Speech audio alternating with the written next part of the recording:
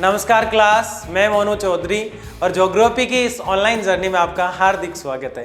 कक्षा 12 का भूगोल पढ़ते हुए हम आगे बढ़ रहे हैं और कक्षा 12 के हमारे इस प्यारे से और सुंदर से भूगोल में हम भारत लोग और अर्थव्यवस्था पुस्तक पढ़ रहे हैं। उसका चैप्टर 4 हमारा चल रहा है और 4 वाले चैप्टर का एक लेक्चर बड़े मस्त तरीके से हमने पढ़ लिया था। आज हमारा लेक्चर 2 है और लेक्चर 2 में हम जल से संबंधित जो बातें हैं उनको और अच्छी तरीके से समझते हुए आगे बढ़ रहे हैं और भारत में कहाँ कहाँ जल के लिए अच्छे प्रयास किए गए हैं वो सारी बातें आज के इस लेक्चर में हम करने वाले हैं। तो आज सबसे पहले हम देखेंगे जल की मांग और उपयोग, जल की डिमांड जो होती है और उसको कंटिन्यू हम किस तरह से प्रयोग में लेते हैं, उपयोग में लेते हैं, वो चीज़ समझेंगे। और उसके बाद जल क्रांति अभियान चलाया गया 2015 और 16 में, उसकी बात भी करेंगे। जैसे कल हमने 2002 का जल के लिए जो अभियान चलाया गया था उसकी बात हमने की थी और हमने कल ये भी जाना कि 1122 घन मीटर पूरे भारत के अंदर पानी जो है वो है। तो इस प्रकार से ही आज हम उसी प्रकार से इस लेक्चर को पढ़ते हुए वो सारी चीजें समझेंगे जो जल की दृष्टि से बहुत महत्वपूर्ण है। जल का उपयोग कितना होना चाहिए, क्या मांग रहती है और पुनः भरण क्षमता, जल संभर, पुनः चक्रण आदि कई चीजें ऐसी है, यानी कि आज का लेक्चर बड़ा इंटरेस्टिंग होने वाला है। तो शुरू करते हैं आज के इस मजेदार लेक्चर को। और सबसे पहले जो चीज हमने कल बेसिक चर्चा की थी और सिर्फ बातों बातों में जिसको समझने का प्रयास किया था उसको मैं एक लिखित फॉर्म में लेकर आया हूं, इसको ध्यान से आप समझिएगा। भारत के जल संसाधन की अगर बात करें तो भारत में जल 2 प्रकार से मिलता है। कितने प्रकार से मिलता है? 2 प्रकार से मिलता है। एक तो देखो ये हमारा धरातल है, ये हमारा क्या है? धरातल है। ये हमारा धरातल है जहां हम खड़े हैं, इसके नीचे ये पूरी पृथ्वी का भाग है, ठीक है। एक जल तो यहाँ है जो ऊपर ही मिल गया, यहाँ मिल गया, माना कि इस स्थान पे मिल गया। ये एक तालाब है, क्या है? तालाब। एक जल इस तालाब में ही मिल गया हमें, ठीक है। एक जल ऐसा जो हमने देखा कि एक झील बनी हुई है इस प्रकार से, झील थोड़ी सी इस प्रकार होती है, इस झील में हमें मिल गया। एक समुद्रों के रूप में मिल गया, समुद्र के रूप में, एक महासागर के रूप में मिल गया, एक तलैया के रूप में मिल गया, यानी कि पृथ्वी के ऊपर ही मिल गया, ऊपरी सतह पर ही जहां हम खड़े हैं। और पास में मान लो एक झील है, हमारे पास में झील है, आना सागर झील है, तो वो झील के ऊपर जो पानी हमें दिखाई दे रहा है, तालाब में हो गया, नहर में हो गया, नदी में हो गया, समुद्र में हो गया, तलैया में हो गया, जो पानी ऊपर ही दिखाई देता है वो सीधा सीधा धरातलीय जल है। कैसा जल है? वो धरातलीय जल है, इसमें कोई डाउट नहीं। लेकिन वो पानी जो अंदर है, पृथ्वी के अंदर है, उसे हेडपंप बना के, या तो यहाँ हेडपंप बना दिया फिर इसको निकाला जा रहा है, या फिर एक कुआं खोदा गया यहाँ पे, इस प्रकार से कुआं खोद के इसको निकाला जा रहा है, इस प्रकार से कुआं खोद के इस पानी को बाहर निकाला जा रहा है। तो जो धरातल का जल है जो ऊपर ही दिख जाता है वो तो धरातलीय जल है, और जो भूमि के अंदर से निकाला जाता है वो भौम जल है। इस भौम जल को हम भूमिगत नाम से भी जानते हैं, भूमिगत जल, ये इसका दूसरा नाम हो सकता है क्योंकि ये भूमि के अंदर होता है। किसके अंदर होता है? भूमि के अंदर। तो 2 प्रकार के जल होते हैं। इस धरातलीय जल में मैंने आपको समझा ही दिया, नदियों में पानी आपको बाहर ही दिखाई देता है, किसी को कोई भी डाउट नहीं होना चाहिए यहां तक। तालाब के अंदर पानी आपको बाहर ही दिखाई देता है, कोई दिक्कत नहीं होनी चाहिए। झील और लेंगून और पश्च झील, वो छोटे छोटे झील है। तो मैंने एग्जांपल बताया था कि राजस्थान के पुष्कर में भी ऐसी झील देखने को मिलती है, यानी पर्वतों का एक क्रेटर बन जाता है। क्रेटर का मतलब होता है कि तस्तरी नुमा आकृति बन जाती है पर्वतों के बीच में, वहां पानी इकट्ठा हो जाता है। अगर मरुस्थल में अगर बात करें वहां पर्वत नहीं होते हैं तो वहां जो मिट्टी की तस्तरी नुमा आकृति बन जाती है, तो छोटी छोटी झीलें बन जाती है, लेंगून और पश्च झीलें। अगर मरुस्थल में लेंगून झीलें पाई जाती है तो वो डेफिनेटली खारे पानी की होगी। कैसी होगी? खारे पानी की। तो झीलें, नदियां, नहर, तालाब, ये सब धरातलीय जल है क्योंकि ऊपर दिखाई देता है, जबकि भौम जल का मतलब होता है भूमि के अंदर। तो कुएं, नलकूप, ये सब ट्यूबवेल जो हम खोदा करते हैं वो सब इसमें आ जाते हैं। आगे अगर हम देखें ये दोनों समझने के बाद, तो ये जो चीज दिखाई दे रही है आपको, ये जल संरक्षण और प्रबंधन की है, बहुत महत्वपूर्ण है। एक एक चीज को आप समझना, ये पूरा टॉपिक है जिसको मैंने एक सारणी का माध्यम, एक डायग्राम का माध्यम दिया है, जिससे आपको बहुत अच्छे से समझ में आ जाएगा। जल संरक्षण एवं प्रबंधन का मतलब क्या है? जल जो होता है उसमें सबसे ज्यादा, यानी जल का हम संरक्षण कैसे करें, या इसके बारे में क्या प्लानिंग करें कि जल अच्छे से सबको मिल जाए, जल की व्यवस्था अच्छे से चलती रहे, तो ऐसा क्या करें। तो इसीलिए जो है ये जो प्लान है इसके तहत हम काम करेंगे, जल सुधर जाए। जल सुधरा हुआ ही है लेकिन जल गंदा ना हो, यानी जल प्रदूषित ना हो, जल प्रदूषित ना हो। तो जल के प्रदूषण को रोकने के लिए पहले किसका प्रयास कर रहे हैं, जल प्रदूषण को रोकने के लिए। तो ये देखो आपको दिखाई दे रहा है जल प्रदूषण से बचाव, यानी जल को सबसे पहले तो उसके अंदर जो फालतू चीजें फेंकते हैं, जैसे आप गंगा नदी आपने देखी होगी, आजकल तो सफाई अभियान चल रहा है उसमें, लेकिन गंगा की तरफ हम जब भी जाते हैं तो हम देखते हैं जो कोई गया खाना खाया उसमें फेंक दिया, है ना, बहुत सारी चीजें जिसको मैं नहीं कह सकता क्योंकि धार्मिक मुद्दा बन जाता है, लेकिन गंदगी होती है वहां की। छोड़िए, आप किसी आसपास झील में या तालाब में जाते हैं, मछलियों को दाना डालने के चक्कर में उसके अंदर इतनी गंदगी फैला दी जाती है कि लोगों का आना जाना दुष्कर हो जाता है। वो जल प्रदूषण है। तो जल के इस प्रदूषण से, जल को इस प्रदूषण से कैसे बचाया जाए, जल के अंदर कूड़ा कचरा नहीं डाले, अपना आप जल प्रदूषण से बच जाएगा, कोई दिक्कत नहीं है। तो जल के संरक्षण की बात हम कर रहे हैं, जिसमें पहला तो जल को प्रदूषण से बचाओ। दूसरा, वर्षा जल संग्रहण, यानी बारिश का पानी आता है तो उसको, छत का पानी जैसे आया, छत पे जैसे ही पानी आया उसको टैंक में रिजर्व कर लो। अपने घर का जो टैंक होता है उसके अंदर पाइप लगा के उसको रिजर्व कर लो, यानी आपने वर्षा का जल जो है उसको बचाया। गांव के अंदर तालाब इसीलिए बनाए जाते हैं, मनरेगा जैसी कई योजनाएं जो चलाई जाती है गांव के अंदर, तो उसके तहत बड़े बड़े तालाब खोदे जाते हैं, बड़े बड़े ऐसे खुले में जो है झील टाइप बनाए जाते हैं, जहां बारिश का पानी आता है और आसपास के खेतों से, आसपास के खुले मैदानों से आकर वहां इकट्ठा होकर भर जाता है। और आप सोचेंगे कि वहां पे जो है लगभग 6-6 महीने, 12-12 महीने पानी की कोई किल्लत नहीं आती। भैंस वगैरह, भेड़ वगैरह, बकरी वगैरह, जितने भी जानवर होते हैं, पालतू जानवर जो जंगलों में घूमते रहते हैं, मैदानों में घूमते रहते हैं, वो भी आके वहाँ पानी पी लेते हैं। तो पानी की समस्या गांव में इसलिए ज़्यादा नहीं है क्योंकि वो पानी को रिजर्व कर लेते हैं। किस जल को कर लेते हैं, वर्षा के जल का संग्रहण कर लेते हैं। और वर्षा के जल के संग्रहण को हम 4 रूपों में देखते हैं। कितने रूपों में देखते हैं, यानी बारिश का जो पानी है उसको हम कैसे रिजर्व कर सकते हैं, ये तरीके दिए गए। सर्विस कूप, यानी बारिश का पानी जो है, सर्विस कूप का मतलब है कि गहरा कुआं टाइप बना दो, उसमें आकर इकट्ठा हो जाएगा, उसे हम सर्विस कूप कह रहे हैं। दूसरा, पुनः भरण कूप, यानी ऐसे कुएं बना दो जो खाली होए और भर जाए, खाली होए और भर जाए। कैसे, ये दोनों चीजें समझिए, सर्विस कूप और पुनः भरण कूप क्या होता है। एक मैंने टैंक बनाया बड़ा सा, जो कुएं की तरह दिखता है लेकिन कुआं नहीं है, कूप है, मतलब खड्डा है बड़ा सा एक प्रकार से। उसको खड्डा नहीं कहकर मैं यहाँ पे टैंक बोल रहा हूँ। क्या बोल रहा हूँ, तो सर्विस टैंक बोल सकता हूँ मैं इसको। तो सर्विस कूप या सर्विस टैंक का मतलब होता है एक बहुत बड़ा टैंक बना दिया जाता है, बारिश का पानी जिधर से भी आता है उसके अंदर इकट्ठा हो जाता है।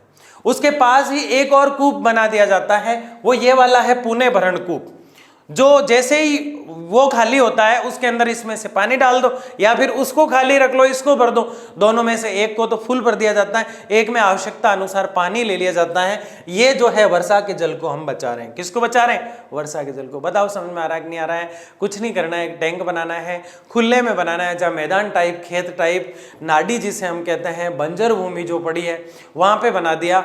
2 बनाए, एक के अंदर पानी रिजर्व रख रहे हैं आप, दूसरे में जितनी आवश्यकता हो उतना डाल रहे हैं। जो आप रिजर्व रख रहे हैं वो पुनः भरण कूप है, और जो आपने पानी के लिए वास्तव में बनाया जिसके अंदर पानी पूरे 12 महीने तक रहेगा साल में, वो सर्विस कूप है। ये क्या है, अगर इससे काम नहीं चल रहा है, छोटे से खड्डे से या फिर छोटे से टैंक से, तो फिर आप झील ही बना दो। गवर्नमेंट योजनाएं चलाती है, कई झीलें बनाती है, तो झील बना देते हैं। जल संभर प्रबंधन का मतलब क्या है, सबसे पहले तो आप ये समझिए कि जल संभर क्या है, क्योंकि ये रहा जल संभर। इसको समझेंगे तो वो समझ में आएगा।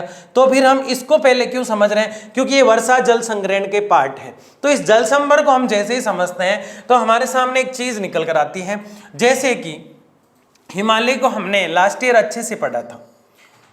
ये हिमालय पर्वत श्रृंखला इस प्रकार से क्या है, हिमालय पर्वत श्रृंखला, ठीक है, भारत के उत्तरी क्षेत्र में पड़ती है। और इसका लास्ट जो पॉइंट होता है वो है शिवालिक। लास्ट पॉइंट कौन सा है भाई, शिवालिक पर्वतमाला। शिवालिक पर्वतमाला हिमालय की लास्ट पर्वतमाला है। वहां से सारी नदियां निकलती है। वहां से क्या निकलती है? हिमालय से जितनी भी नदियां आई, मानो सिंधु आई, उसके बाद माना कि यहाँ पे ये नाम जो है मिट रहा है, कोई दिक्कत नहीं है इसमें, समझ चुके आप, क्योंकि नदियां निकाल रहे हैं हम। सिंधु आई, गंगा आई, ब्रह्मपुत्र आई असम के आसपास वाली, गंगा आई यूपी बिहार में जो चलती है, और सिंधु आई जो भारत के पश्चिमी क्षेत्र में भी देखने को मिलती है। तो ये तीनों नदियां आई जो हम एग्जाम्पल ले रहे हैं बस यहाँ पे नदियों का, हम नदियां नहीं पढ़ रहे हैं। लेकिन यहाँ जो नदियों का पानी, कोई भी नदी आई है, जैसे मान लो यहाँ से गंगा नदी जो है इस हिमालय पर्वत से निकलकर यहाँ पे गंगा नदी आई है। कौन सी नदी आई है भाई? यहाँ पे गंगा नदी। तो क्या गंगा एकदम से गंगा बन गई? बिल्कुल कतई नहीं बनी। कैसे बनी? जैसे इधर से पानी आया, फिर इधर से पानी आया, फिर इधर से पानी आया, फिर इधर से पानी आया, और पानी इकट्ठा हुआ, जिसको हम आज तक भांबर कहते थे। क्या कहते थे? जब पानी अंदर चल रहा है भांबर है, और बाहर निकला कंकरों से तो तराई है, और आगे जा के नए नए क्षेत्रों के रूप में बिखर जाता है। तो जैसे ही पानी इकट्ठा हुआ, उसको आज हम जल संभर कह रहे हैं। आज क्या कह रहे हैं? यानी गंगा इधर से आई, कुछ पानी गंगा में इधर से आया, कुछ इधर से आया, कुछ इधर से आया, इन सारे पहाड़ों से आया, कुछ इधर से आया, और यहाँ आके पानी इकट्ठा हो रहा है, और फिर यहाँ से नदी बनेगी गंगा।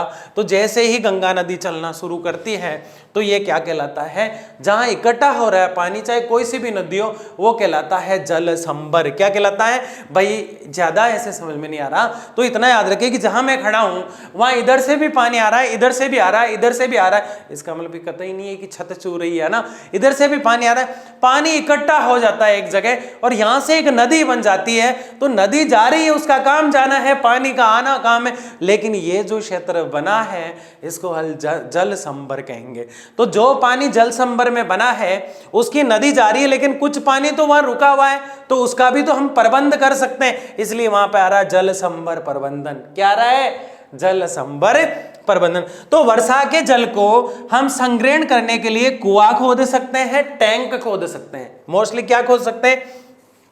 टैंक बना सकते हैं, टैंक के पास में और टैंक बना सकते हैं, ये टैंक खाली हुआ तो इससे इसमें पानी डाल सकते हैं, झील बना सकते हैं, तालाब बना सकते हैं, और जो पानी इकट्ठा होकर नदी बन के जा रहा है उस पानी का प्रबंधन भी, यानी उसके उपाय भी हम कर सकते हैं। ये होता है जल प्रबंधन। ये क्या होता है लाडले? जल प्रबंधन। पक्का समझ में आ गया ना? तो जल संभर क्या है ये भी समझ गया। जल पुनः चक्रण, यानी जल कहीं से खाली हो गया तो दोबारा वहां जल भर दो, जल पुनः चक्रण कहलाता है। और जल के लिए वैधानिक व्यवस्थाएं, यानी विधि जो है, नियम जो है, उसके अकॉर्डिंग काम करो। आप समझो कि जल कैसे रुक सकता है, यानी कि वैधानिक तरीके से दिमाग से सही क्षमता बना के जल को व्यवस्थित करो, वो कहलाती है वैधानिक व्यवस्थाएं। तो ये हमने क्या देखा? जल के संरक्षण के उपाय देके प्रदूषण रोक दो, और जल का जो पानी है, वर्षा का जो पानी है, सबसे पहले जल के उपाय क्या है? जल में प्रदूषण रोको सबसे पहले। उसके बाद जो जल है, वर्षा का जो जल है, उसको सही तरीके से व्यवस्थित कर लो चारों रूपों में, और जल संभर जो है उसको महत्व दो। उसके बाद जल जो है उसे पुनः भरने की क्षमता दो, और वैज्ञानिक विधि से काम करो। जल अपने आप प्रदूषित भी नहीं होगा, प्रदूषित भी नहीं होगा, और जल बच भी जाएगा। अगली बात बहुत इंपॉर्टेंट है, ये जो डायग्राम है इसके अंदर जो चर्चा हम पिछले लेक्चर में मौखिक रूप से करते आए हैं, उसको मैंने एक डायग्राम फॉर्म दिया है। कई बच्चों को ऐसे गिचड़ पिचड़ की वजह से समझ में नहीं आया था, तो उसको एक डायग्राम फॉर्म दिया है जो हम मौखिक चर्चा कर चुके हैं। मैंने आपको तीनों को साथ लेके इस प्रकार समझाया है कि आप पृथ्वी के जल के वितरण को समझ जाएं। ये जो डायग्राम आपको दिखाई दे रहा है, अभी आप समझ नहीं पा रहे हैं ये क्या है। मैं आपको बता दूं कि हमारे देश में विश्व के कितने % लोग हैं, यानी पूरे विश्व की जनसंख्या हमारे देश में कितनी है, पूरे विश्व की हमारे देश में जनसंख्या कितनी है, उसको तो समझाएगा ये डायग्राम, ठीक है। और पूरे विश्व का जो जल है उसका कितना % हमारे पास है, उसको समझाएगा ये श्री गोलाराम, ठीक है ना। ये गोला जो है किसको समझाएगा कि हमारे देश में जल कितना है विश्व का, हमारे देश में जनसंख्या कितनी है विश्व की, उसको ये समझाएगा। और ये बताएगा कि हमारे पास जो विश्व का जल है पूरा, हमारे पास जितना जल है उसमें से पीने योग्य पानी कितना है। तो ये समझेगा। यानी इस डायग्राम में हम तीन चीजों को समझने वाले। तीनों चीजें कौन कौन सी है? एक तो हम ये समझेंगे कि पूरे विश्व की जनसंख्या का हम अकेले कितना % लेके बैठे। दूसरा, पूरे विश्व के जल का हम कितना % लेके बैठे। तीसरा, हमारे पास जो भी जल है उसमें पीने योग्य कितना है। तो आसानी से यूं समझ में आ जाता है कि पूरे विश्व की जनसंख्या जो है उसका 17% हम लेके बैठे हैं। पिछले लेक्चर में एनसीईआरटी ने 16 बताया था, मैंने वहां मौखिक रूप से आपको 17 बताया था। तो आपको 17 और 16 दोनों याद रखना है। फिर आप कमेंट करेंगे सर लिखे कौन सा, तो लिखो 16 चाहे 17 कोई फर्क नहीं पड़ता, क्योंकि एनसीईआरटी 16 को मानती है, एनसीईआरटी 17 को भी मानती है। क्योंकि परसेंटेज जब 16.56 से ऊपर हो जाते हैं तो राउंड फिगर 17 मान लिया जाता है। तो ये आंकड़ा यहाँ पे भारत की जनसंख्या पूरे विश्व में माना कि 100 लोग हैं। पूरे विश्व में माना कि कितने लोग हैं? 100। तो 83 तो पूरे विश्व में फैले हुए हैं, उनमें से 17 भारत में। 17 कहां है? भारत के अंदर। ये तो आप समझ गए होंगे। दूसरा, पूरे विश्व में जल अगर 100% है, जल कितना है? 100% है, तो 96% बाकी विश्व के पास और 4% भारत के पास है। 4% किसके पास है? भारत के पास। पूरी दुनिया में 100 लोग, तो 17 लोग कहां रह रहे हैं? भारत में रह रहे हैं। पूरा हमारा जो जल है, भारत का ही जल, उसमें 97% जल जो है वो लवणीय है, मतलब ये पीने योग्य नहीं है। पीने योग्य नहीं है। तो फिर पीने योग्य कौन है? 3.1, ये सिर्फ पीने योग्य है। पीने योग्य। तो ये डायग्राम आप समझ गए होंगे, किसी को कोई डाउट नहीं होना चाहिए। यहां तक पक्का नहीं है ना? बहुत अच्छे से इस डायग्राम को बना के आना है, पूरे में से पूरे नंबर आएंगे, किसी को मत बताना है ना, ठीक है ना। आगे देखिए, जल की मांग और उपयोग, यानी जल की डिमांड क्यों होती है और इसका उपभोग किस प्रकार से होता है, हम काम में किस प्रकार से लेते हैं। उपभोग का मतलब होता है संतुष्टि। जल की मांग होती है, मिल जाए तो संतुष्टि हो जाती है, इसको समझते हैं। भारत एक कृषि प्रधान अर्थव्यवस्था, हम सब जानते हैं। 52% लोग भारत में कृषि करते हैं, इसलिए भारत पक्का ही कृषि प्रधान देश है। भारत कैसा देश है? कृषि प्रधान देश है। भारत के 2.3 भाग कृषि पर निर्भर है। भारत की जो जनसंख्या है उसका 2.3 यानी 66% के आसपास ये बता रहा है, जिसको हम 52 बता रहे हैं, कोई दिक्कत नहीं है, 50 से ऊपर बात कर रहे हैं, निर्भर है। पंचवर्षीय योजना में कृषि का मुख्य प्राथमिकता प्रदान की गई। पंचवर्षीय योजना क्या होती है? देश के अंदर जितना भी पैसा आता है, देश के अंदर जितना भी पैसा आता है, उस पैसे को 5 वर्ष में कैसे खर्च किया जाएगा, तो ये 5 वर्ष का एक प्लान बनाया जाता है, जिसे हम 5 years प्लान कहते हैं। यानी 5 वर्ष का एक योजना यानी प्लान, पंचवर्षीय योजना या 5 वर्ष प्लान कहते हैं। 5 years प्लान में ये तय किया जाता है इस बार सबसे ज्यादा किस पर जोर रहेगा, तो भारत हमेशा सबसे ज्यादा जोर कृषि पर देता है। ऐसा नहीं है, कभी कभी उद्योग पे भी जोर देता है, कभी कभी शिक्षा पे भी जोर देता है, लेकिन मोस्टली एक परसेंटेज या एक रेशो कृषि का, एग्रीकल्चर का जरूर रखता है, ताकि एग्रीकल्चर को भी प्राथमिकता मिल सके। वर्तमान में मांग पूर्ति के लिए प्रयास जारी है, यानी जितनी मांग हो रही है पानी की, उसकी पूर्ति कैसे की जाए, वर्तमान में यह प्रयास जारी है। क्या हम ऐसा कर देंगे आने वाले समय में? जो लवणीय जल है, जो पीने योग्य नहीं है, उसको काम में लेना हम सीख जाएंगे? ये बहुत आगे की बातें हैं। अभी तो हमारे पास 3.1 यानी 3% जो जल है उसको कैसे बचाना है, उसका कैसे सदुपयोग करना है, यह हमें आना चाहिए। कुछ बहुउद्देशीय नदी घाटी परियोजना भी चलाई गई।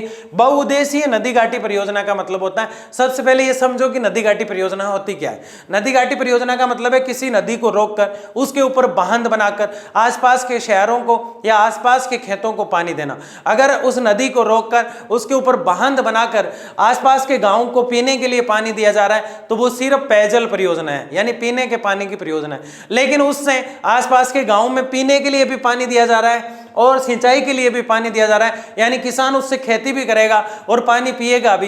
तो इसके उद्देश्य एक नहीं 2 हो गए, यानी बहुत सारे उद्देश्य हो गए, इसलिए इसका नाम है बहुउद्देशीय परियोजना। का मतलब है एक स्कीम चलाई गई है पानी की। किसकी स्कीम है ये? पानी की। तो ये कहलाती है बहुउद्देशीय परियोजना। एक नदी के ऊपर बांध बना के गाँव और खेतों में पानी देना, जो पीने और कृषि दोनों के लिए काम आएगा, मतलब पेयजल और सिंचाई दोनों के लिए काम आएगा, वो कहलाती है बहुउद्देशीय परियोजना। ये नदियों पे बनाई जाती है, एक बांध बनाकर, घाटीनुमा क्षेत्र बनाकर, इसलिए इसका पूरा नाम है बहुउद्देशीय नदी घाटी परियोजना। पक्का समझ में आ गया? ठीक है, आगे बढ़ते हैं। अब ऐसी कुछ परियोजना देख रहे हैं हम जो बहुउद्देशीय परियोजना है। यानी कि जब भी बांध बनाया जाएगा, ये परियोजना मतलब क्या है, ये एक बांध है।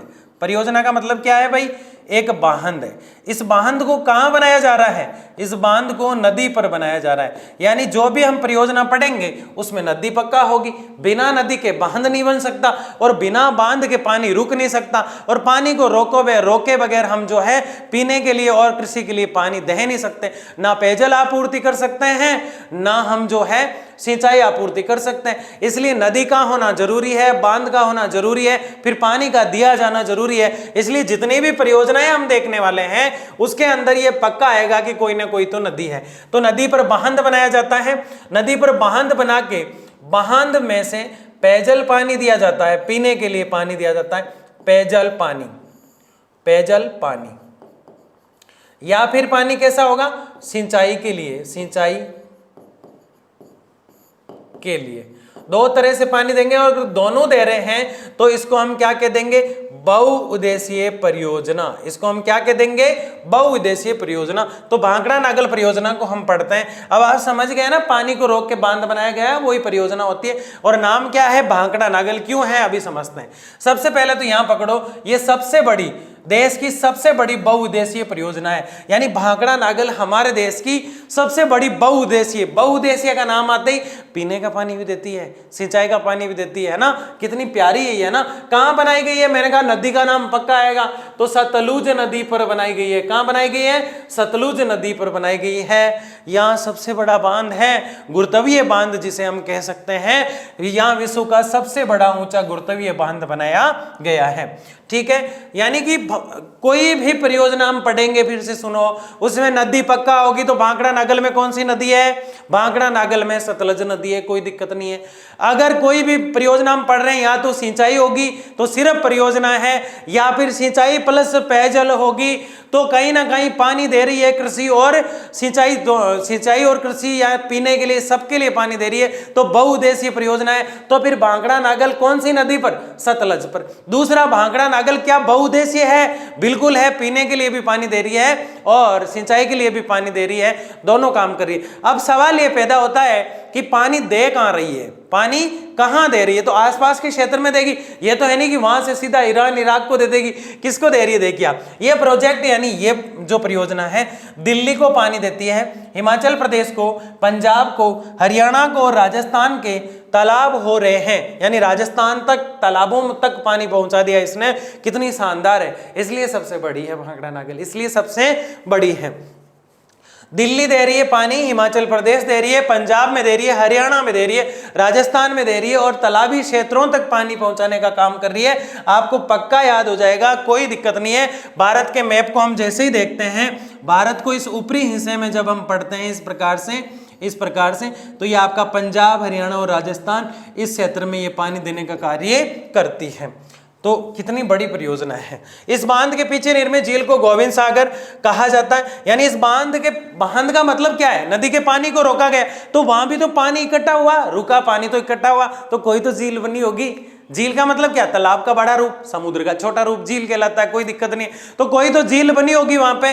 तो जो झील बनी है यहाँ पे वो है गोविंद सागर, जो हिमाचल प्रदेश में है। हिम का आंचल, बर्फ का घर, कौन सा प्रदेश, हिमाचल प्रदेश। बादलों का घर, मेघों का घर, मेघालय। आलय का मतलब जैसे विद्यालय, विद्या का घर, मेघालय, मेघ मतलब बादल, आलय मतलब घर, मेघालय बादलों का घर। हिमाचल, आंचल मतलब आंचल है ना, तो हिमाचल, हिम का आंचल, हिम का घर हो गया एक प्रकार से।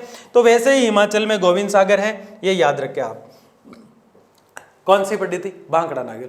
किस पे थी, सतलज पे। सबसे बड़ी थी, बहुउद्देशीय थी, पेयजल और सिंचाई दोनों के लिए दे रही थी।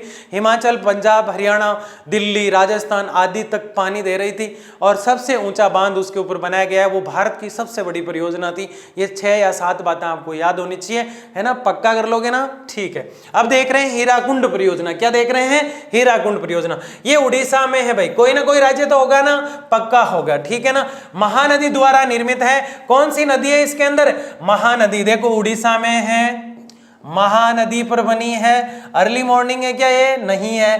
भारत की एक महत्वपूर्ण कांसी परियोजना है, इसको कांसी परियोजना नाम, इसका एक्स्ट्रा नाम दिया गया। हीराकुंड बांध विश्व का सबसे लंबा बांध है, वो तो सबसे ऊंचा था। भाखड़ा नागल वाला बांध सबसे ऊंचा था, जबकि इसका हीराकुंड सबसे लंबा है। देखो लंबा अलग चीज होती है, ऊंचा अलग चीज होती है, समझ गए ना आप। ऊंचा तो ऊंचा होता है और लंबा लंबा होता है और ऊंचा ऊंचा होता है। एक तो हाइट के हिसाब से, एक लंबाई के हिसाब से, ठीक है ना। हाइट का मतलब ही तो ऊंचा होता है। एक तो इस प्रकार से लंबा होता है, यूं जैसे मैं आड़ा लेट जाऊं इस प्रकार से, तो वो लंबाई होगी। एक ऊंचाई होती है इस प्रकार से, ठीक है ना। तो यहाँ लंबा शब्द आ रहा है, ठीक है ना, ये आप याद रखें। तो हीराकुंड बांध सबसे लंबा है। तो आप समझ गए किस नदी पर है, महानदी। फिर हम देख रहे हैं दामोदर घाटी परियोजना, ये स्वतंत्र भारत की पहली बहुउद्देशीय परियोजना है। सबसे बड़ी कौन, भाखड़ा नागल। सबसे ऊंचा बांध किसका, भाखड़ा नागल का। सबसे लंबा बांध किसका, हीराकुंड का। महानदी पर कौन, हीराकुंड। सतलज पर कौन, भाखड़ा नागल, ठीक है ना। और अभी कौन सी देख रहे हैं, दामोदर। ये कि कैसी परियोजना है, भारत की पहली बहुउद्देशीय परियोजना है, कंफ्यूज नहीं होना है। भारत की सबसे बड़ी भाखड़ा नागल, भारत की पहली दामोदर, समझ गए। पहली अलग है, यानी भारत में पहली बार कौन सी ऐसी बहुउद्देशीय परियोजना बनी, तो दामोदर घाटी परियोजना। लेकिन सबसे बड़ी कौन है, तो वो है, कोई दिक्कत नहीं है, जिसमें दामोदर और उसकी साई नदी, यानी भारत की पहली बहुउद्देशीय परियोजना है। नदी पक्का होगी, होगी कि नहीं होगी, बिल्कुल होगी। तो नदी कौन सी है, बराकर नदी है, कोनार नदी है और बोकारो नदी है। यानी 3 नदियां हैं, दामोदर और उसकी सहायक नदियां हैं। दामोदर खुद अपने आप में एक नदी है, दामोदर खुद क्या है, एक नदी है। और इसके साथ 3 नदी है, बराकर, कोनार और बोकारो, यानी बैकोबो, बकोबो, है ना, ऐसे याद रख लो इसको। कोबो, कैसे ट्रिक बना लो एक, बराकर, कोनार, बोकारो आदि, है ना। ये संयुक्त राज्य अमेरिका की टेनेसी रिवर वैली परियोजना पर आधारित है। क्या ये अमेरिका की है, नहीं। अमेरिका ने भी एक ऐसी परियोजना बनाई जिसका नाम था टेनेसी। क्या नाम परियोजना का, टेनेसी। हमारे यहाँ नहीं है टेनेसी, वो अमेरिका की है। हम तो वहां से सीख के सीखे, जैसे हम मूल अधिकार हम नहीं जानते थे ना, अमेरिका से बनाए मूल अधिकार अमेरिका ने, तो हमने उनको कॉपी कर लिया, ठीक है ना। वैसे टेनेसी परियोजना तो अमेरिका की है, हम वहां से सीख के ये पहली परियोजना बनाई हमने, इसलिए इसका नाम दामोदर घाटी परियोजना। हम तो नदी को रोक के बांध बनाना ही नहीं जानते थे, ये तो टेनेसी बनाई उन्होंने। तो हमने देखा यार ये क्या बना रहे हैं, कुछ लोग गए भारत को, उन्होंने देखा यार हम भी बना सकते हैं, उन्होंने आके दामोदर में, दामोदर नदी को रोककर बांध बना के पहली परियोजना बना दी, ठीक है ना। फिर सीख के और बहुत बड़ी बना दी, भाखड़ा जैसी, है ना। तो ऐसी चीजें देखने को मिली। इस परियोजना का विस्तार पश्चिम बंगाल राज्य में, दामोदर जैसे ही आपको नाम याद आए तो आपको पश्चिम बंगाल साथ में नाम याद आ जाना चाहिए, क्योंकि ये पश्चिम बंगाल है। तो बताओ उड़ीसा में कौन सी थी, याद करो, मैंने अभी बताया कुछ देर पहले, ठीक है। प्रमुख बांध कौन कौन से, इस पर छोटे छोटे बांध बनाए गए हैं। एक तो तिलाया बांध बनाया गया, वहां से भी पानी दे रही है ये। एक मैथान, एक कोनार, एक पंचेत और एक हिल, यानी चढ़ाई पे, यानी कोनार, पंचेत, हिल, मैदान, तिलैया, ऐसे बोलना है इसको। 7-8 बार बोलना है, अपने आप याद हो जाएगा। किसी को भी पकड़ के सुनाओ, कान पकड़ लो उसका और पकड़ के सुन, यहाँ पे क्या सुनाना है फिर उसको, तिलैया, मैदान, कोनार, पंचायत, हिल। वो बोले क्या है, बोले कुछ नहीं है, जा दोबारा आए, दोबारा पकड़ के सुनाओ, उसको बताना मत क्या है, ठीक है ना, नहीं वो पक जाएगा, ठीक है। प्रमुख तापाग्रह, बोकला तापाग्रह, दुर्गा तापाग्रह, चंद्रपुरा तापाग्रह आदि। ये क्या है भाई, क्या आ गया है तापाग्रह, यार टेंशन में डाल दिया सबको, है ना। तापाग्रह कुछ नहीं है, बांध जहाँ बनाया जाएगा वहाँ बिजली भी बनाई जाएगी। तो बिजली जहाँ बनाई जाती है वो यहाँ पे बिजली संयंत्र लगाए गए हैं। तो पहला संयंत्र यहाँ लगाया तापाग्रह बोकला, तापाग्रह दुर्गापुर, तापाग्रह चंद्रपुरा, तापाग्रह आदि लगाए गए हैं ना। चंद्रपुरा याद रखना है, बोकला याद रखना है, दुर्गापुरा याद रखना है। ये यहाँ पे बिजली बनाने के संयंत्र लगाए गए। बिजली पानी गिरने से बनती है, इसलिए ये संयंत्र यहाँ पे लगाए गए हैं। तो ये दामोदर के बारे में एक्स्ट्रा चर्चा थी। अब आ रही है इंदिरा गांधी। कौन आ रही है, इंदिरा गांधी। इंदिरा गांधी नहर परियोजना। इंदिरा गांधी नहर भारत की महत्वपूर्ण सिंचाई परियोजना है। ये भारत की नहीं अपितु विश्व की सबसे लंबी नहर है, जिसने राजस्थान में हरित क्रांति ला दी। हरित क्रांति तो आप जानते ही हैं, हरित क्रांति का मतलब, हरित क्रांति ने सबसे ज्यादा, हमने जब कृषि पढ़ी तो सबसे ज्यादा हरित क्रांति का प्रभाव किस पे पड़ा, गेहूं का, यानी खाद्यान्न फसलों पर ज्यादा असर देखने को मिला। हरित क्रांति, जो क्रांतियां, हरित क्रांति का मतलब है जो कृषि पीछे जा रही थी उसको वापस आगे लाना। जैसे गोल क्रांति आलू के लिए हुई, है ना, लाल क्रांति टमाटर और अंडे के, गोल क्रांति अंडे के लिए और आलू के लिए, लाल क्रांति टमाटर के लिए हुई। तो ऐसी क्रांतियां हुई है, ठीक है ना।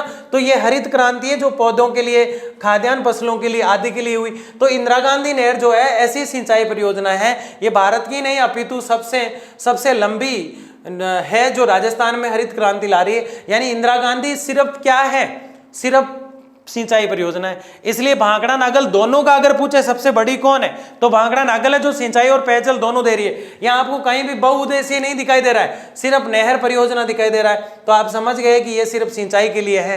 देश कहाँ है इसका? भारत। रोककर कहाँ बनाया गया है इंदिरा गांधी को? किस पे बनाया गया है? तो स्रोत जो है हरिके बांध बनाया गया है, जो पंजाब में है, जिसकी लंबाई 649 मीटर है। तो ये इंदिरा गांधी नहर के बारे में बता रहा हूं मैं आपको, जो हरित क्रांति ला रही है सिर्फ राजस्थान में। सबसे ज्यादा हरियाली राजस्थान में कोई लाई है तो वो इंदिरा गांधी नहर है। ठीक है, देश कौन सा है? तो भारत है। स्रोत कहाँ है, मतलब कहाँ है ये? हरिके बांध पंजाब में, लंबाई 649 मीटर। ठीक है, जल विसर्जन यानी कितना जल निकलता है इसके यहां से, तो देखो आप 18,500 घन फुट 1 सेकंड में निकल जाता है। लोकार्पण यानी इसका उद्घाटन कब हुआ? 31 मार्च 1958 को। उद्घाटन किसने किया? गोविंद वल्लभ पंत ने किया। किसने किया? गोविंद वल्लभ पंत ने इसका उद्घाटन किया। विशेष, ये विशाल नहर की कल्पना सबसे पहले 1948 में तत्कालीन बीकानेर राज्य के सचिव और मुख्य अभियंता स्वर्गीय कंवर सेन का नाम पक्का याद रखें, वो तो चले गए, लेकिन राजस्थान जैसे राज्य जो सूखे से पीड़ित रहते हैं उनमें पानी की बौछार करके चले गए। ये कंवर सेन ही थे जिनके माइंड में ये आइडिया आया, पंजाब से बांध बना के, पंजाब के अंदर वाहन बना के ये जो नहर निकाल के लेके आ गए, जो राजस्थान तक चली गई। 31 मार्च 1958 को उद्घाटन हो गया था। उद्घाटन करने वाला व्यक्ति तो गोविंद वल्लभ पंत है, लेकिन ये प्लान देने वाले कंवर सेन है। ये दो चीज आप पक्का याद रखें। इंदिरा गांधी नहर पंजाब से निकाली गई है। सबसे बड़ी बात यह है कि उद्घाटन गोविंद वल्लभ पंत ने किया, लेकिन प्लान कंवर सेन ने दिया। डेट की बात करें तो 1958 की बात है। 1 सेकंड में कितना पानी निकाल देती है? 18,500 घन फुट पर सेकंड में। विशेष बात यह है कि कंवर सेन को याद रखना है। अन्य जानकारी, हरिके बैराज से प्रभावित इस नहर के शीर्ष स्थल पर इसके तल व ऊपरी सतह व चौड़ाई क्रम से 134 फुट, 218 फुट और पानी की गहराई 21 फुट है। यानी अंदर से अगर डुबकी लगाएं तो 6 फीट का आदमी तो गायब हो जाए, इतनी ये गहरी है। 21 फीट गहरी है ये। ऊपर से 134 फुट व 218 फुट, कई जगह 234 है, कई जगह 134 है और कई जगह 218, कई जगह थोड़ी पतली दिखाई देती है, कई जगह मोटी दिखाई देती है। यानी ऐसे चौड़ाई में चल रही है। कैसे चल रही है? चौड़ाई में तो इस प्रकार से है और गहराई में 21 फीट है। समझ गए आप? तो ये इसके बारे में विशेष बात यहाँ पे की गई है। अब हम देख रहे हैं जल क्रांति अभियान। क्या देख रहे हैं? जल क्रांति अभियान। इस अभियान को 2015-16 में चलाया गया। दूसरा सबसे बड़ी बात यह है कि जल क्रांति जो अभियान है वो 2015 और 16 में जब लागू किया गया तो जल में जो समस्याएं आ रही हैं, जल से संबंधित जो पीड़ा है उसको प्रकट करते हुए भारतीय मंत्रालय ने यह डिसाइड किया कि जल जो है उसको, उसके प्रदूषण को, जल के उपयोग को, आदि चीजों को नियंत्रित करने के लिए एक जल क्रांति अभियान चलाया जाए। और उसमें ये उन्होंने रूल्स और रेगुलेशन दिए कि जल एक पुनः उपयोगी संसाधन है, तो कोशिश ये करो कि दोबारा उपयोग में ले सके। जल कैसा संसाधन है? पुनः उपयोगी संसाधन है। दूसरा, इसकी उपलब्धता सीमित है। जल जो है ये सीमित है, क्योंकि हमने अभी कुछ देर पहले देखा कि 97% जल तो पीने योग्य है ही नहीं, मात्र 3.1% या 3% जल है जो पीने योग्य है। इसका मतलब ये सीमित है, लेकिन इसको पुनः उपयोग में लिया जा सकता है। तो कोशिश ये करो कि जल को पुनः उपयोग में लो। ये मैं है नहीं, जल अभियान 2015-16 कह रहा है। आपूर्ति और मांग के बीच अंतर समय के साथ साथ है ना, ये 7 है यहाँ पे, 7 बढ़ता जाएगा। यानी जितनी हम खपत कर रहे हैं उसके हिसाब से मांग जो है वो समय के साथ बढ़ती जाएगी। तो फिर बताओ, समय के साथ मांग बढ़ती जाएगी तो हम जल लाएंगे कहाँ से? हम ये जान चुके हैं कि जल बहुत कम है। पूरे 97% जल तो ऐसा है जिसको हम पी नहीं सकते। तो फिर 3% जल को हम दोबारा काम में नहीं ले रहे। तो फिर सरकार को कहा, ये तो आपको और मेरे को सबको चिंता करनी चाहिए, जल बचाना है। क्या करना है? जल बचाना है। मैं तो कहता हूं उतना बिल जितना लाइट का आता है उतना ही जल का आने लग जाए घरों में, मीटर में, तो लोग अपने आप बचाने लग जाएंगे। बताओ सहमत हो कि नहीं हो? है ना? खर्चा महंगाई नहीं बढ़ाने की बात करता मैं, लेकिन लोगों को जागरूकता लाने के लिए कभी कभी महंगाई की मार का लगाना भी जरूरी है। लाइट के बटन कोई बंद ही नहीं किया करता था, एवरी टाइम चालू रहा करती थी। जैसे बिल ज़्यादा आने लगे, बिलों की खपत, लाइट की खपत बढ़ने लगी, बिल की मार लगने लगी, तो महंगाई जो है आने वाली पीढ़ियों के लिए अच्छी होगी, हमारे लिए तो नुकसानदायक है, लेकिन आने वाली पीढ़ियों के लिए संसाधन बच जाएंगे। पेट्रोल डीजल इतना महंगा नहीं होता तो आने वाली पीढ़ियों के लिए कुछ भी नहीं बचता, इसलिए महंगा होना जरूरी है कि नहीं है। हमारे लिए अच्छा नहीं है लेकिन आने वाली पीढ़ियों के लिए अच्छा है। तो फिर बताओ आने वाली पीढ़ियों के बारे में सोचना चाहिए कि नहीं चाहिए? बिल्कुल सोचना चाहिए। पिछली पीढ़ी ने क्या हमारे बारे में सोचा था? अब आप ये खुद बताइए, ठीक है ना। तो आपूर्ति और मांग के बीच अंतर समय के साथ साथ बढ़ता जाएगा। वैश्विक स्तर यानी पूरे संसार के लेवल पर जलवायु परिवर्तन दुनिया के कई क्षेत्रों में जल तनाव की स्थिति पैदा कर देगा। यानी क्लाइमेट में जो परिवर्तन हो रहा है, जलवायु में जो परिवर्तन हो रहा है, उससे भी जल की क्या हो रही है? खपत हो रही है। और आने वाले समय में जल जो है वो सबसे बड़ी समस्या निकल के आएगी। मैं तो कहता हूं कहीं ऐसा नहीं हो जाए कि तीसरा वर्ल्ड वॉर यानी तृतीय विश्व युद्ध जल के लिए हो जाए। बिल्कुल हो सकता है, क्योंकि जल है ही नहीं, मतलब ऐसी हालत होगी। और लवणीय जल को पीने योग्य आसानी से नहीं बनाया जा सकता, बहुत बड़ा खर्चा आता है उसके अंदर, तो ऐसा करना नामुमकिन सा लगता है। आगे देखिए, भारत की एक खास स्थिति उच्च जनसंख्या वृद्धि और तेजी से आर्थिक विकास के साथ पानी की बढ़ती मांग है। वो भारत में तो समस्या है, जिधर देखो उधर समस्या है। बेटी बचाओ बेटी पढ़ाओ उस अभियान को भी सफल नहीं कर पा रहे हैं। जनसंख्या का नियंत्रण हम नहीं कर पा रहे, बिजली की खपत को हम नहीं रोक रहे हैं। उसमें एक समस्या और आ गई कि जल की जो डिमांड है उसको पूरा नहीं कर पा रहे हैं ये, और जो डिमांड है जहाँ पे पूर्ति हो रही है वो उसका उपयोग ढंग से नहीं कर पा रहे। इसीलिए लिखा है कि भारत की खास स्थिति, मैंने आपको चैप्टर शुरू करने से पहले कह दिया कि भारत की जो भी समस्याएं आ रही हैं उनके पीछे सबसे बड़ा कारण है जनसंख्या वृद्धि। क्या है भाई? जनसंख्या वृद्धि। तेजी से आर्थिक विकास के साथ भारत का आर्थिक विकास तो तेजी से हो रहा है, लेकिन पानी की बढ़ती मांग जो है वो कहीं ना कहीं इफेक्ट डाल रही है। जल क्रांति अभियान भारत सरकार द्वारा 2015-16 में आरंभ किया गया। इसको हम देख चुके हैं हेडिंग में, 2015-16 में लगाया गया है, जिसका मुख्य उद्देश्य यानी मुख्य सरोकार क्या है इसका? देश में प्रति व्यक्ति जल की उपलब्धता को सुनिश्चित करना। एक व्यक्ति को इतना पानी चाहिए, इसके हिसाब से एक कैटेगरी बनाना है और उतना पानी हमारे पास रिजर्व होना चाहिए। ये भारतीय सरकार इस प्लान के तहत 2015 के और 16 के प्लान के तहत सोच रही है। बताओ 2002 का जल क्रांति अभियान क्या है? वो आपको अगर समझ में आ गया तो ये आसानी से समझ में आ रहा है। दोनों आपको याद करके ही जाने हैं, आपके चैप्टर के लास्ट में दे रखे हैं दोनों। मैंने एक तो पिछले लेक्चर में लिया और एक इस लेक्चर में लिया ताकि आपको भार नहीं लगे। दोनों को अलग अलग लेक्चर में डाला है मैंने, जो चैप्टर के लास्ट में दे रखे हैं, है ना। तो आप इस बात का ध्यान रखें कि दोनों ही एग्जाम व्यू से बहुत महत्वपूर्ण है, दोनों को अच्छे से आपको समझना है, कोई डाउट मैं छोड़ नहीं रहा हूं, ठीक है। भारत के विभिन्न क्षेत्रों में लोग पारंपरिक तरीकों से जल संरक्षण और प्रबंधन सुनिश्चित करते हैं। यानी भारत के विभिन्न क्षेत्रों में आप देखेंगे तो लोग पारंपरिक तरीके से संरक्षण और प्रबंधन सुनिश्चित करते हैं। पारंपरिक तरीके का मतलब है जो परंपराओं से चला आ रहा है, जो पूर्वजों से चला आ रहा है, जो बुजुर्ग लोग करते आए हैं, उस हिसाब से जो है पानी का सदुपयोग हम करते आ रहे हैं। जैसे एक टैंक बना के पानी को रिजर्व करना, खेत में एक कोने में बड़ा खड्डा करके एक तालाब नुमा स्थिति बनाना, पानी का भरण कर देते हैं हम। जल संभर जैसी चीजें तो गांव तक नहीं पहुंच पाई है, लेकिन पुनः भरण क्षमता जो है गांव में डेवलप है। तो जो पारंपरिक रूप से जो चीजें चल रही है जल में, उसी का उपयोग किया जाना चाहिए। तो बहुत आसान चीजें आ रही है। जल क्रांति अभियान कुछ भी नहीं है, सिर्फ इतना है 2015-16 वाला जो आपको कह रहा है कि कुछ चीजें पुरानी आ रही है उनको वापस दोहराते रहो, जल का जो पुनः भरण है वो करते रहो, जल के लिए सजगता लाओ, जैसे आप बाकी चीजों में ला रहे हैं ठीक उसी प्रकार से। जल ग्राम बनाने के लिए देश के 672 जिलों में से प्रत्येक जिले में एक ग्राम जिसमें जल की कमी है उसे चुना गया है। यानी इस प्लान की सबसे महत्वपूर्ण खास बात आई है 2015 के इस प्लान की कि 672 डिस्ट्रिक्ट ऐसे चुने गए हैं, 672 ऐसे जिले चुने गए, और मतलब 672 जो जिले चुने गए हैं उसमें से एक एक जिले में से एक एक गांव को चुना गया जहां सबसे कम पानी है। वहां पता लगाया गया कि इस गांव में कैसे पानी दिया जा सकता है। ये इस प्लान की सबसे अच्छी बात है, आप याद रह जाएगी, आपको कोई डाउट नहीं है यहां तक। जिले में एक ग्राम जिसमें जल की कमी है उसे चुना गया है। भारत के विभिन्न भागों में 1000 हेक्टेयर मॉडल कमांड क्षेत्र की पहचान की गई है।